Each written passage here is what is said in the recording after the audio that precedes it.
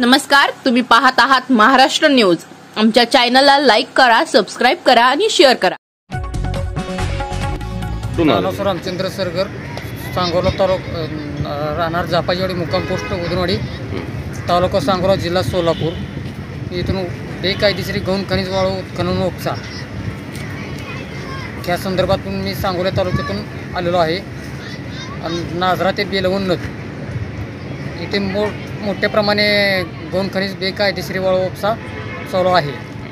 त्याच्यावर वाळू उपसा बेकायदेशीर करणारे लक्ष्मण दत्तात्रय आलदर संबंधित तहसीलदार अधिकारी त्यांना पाठीशी घालत आहे। तेच मग तुमची मागणी आहे? ही मागणी माझी आहे, त्यांच्यावर कारवाई व्हावी। तुम्ही कोणा निवेदन दिले? मुख्यमंत्र्यांना दिलेलं आहे, महसूल मंत्र्यांना दिलेलं आहे निवेदन, मुख्यमंत्र्यांना पण दिलेलं आहे निवेदन। आणि काय सांगितलं ते? महसूल मंत्र्यांच्या सचिवांनी लेखी आश्वासन पत्र देतो म्हणून कारवाईचं सांगितलं त्यांनी।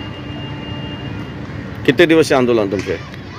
ते जोपर्यंत त्यांच्यावर कारवाई होत नाही तोपर्यंत, लेखी आश्वासन देत नाहीत पत्र, तोपर्यंत थांबणार आहे आंदोलन।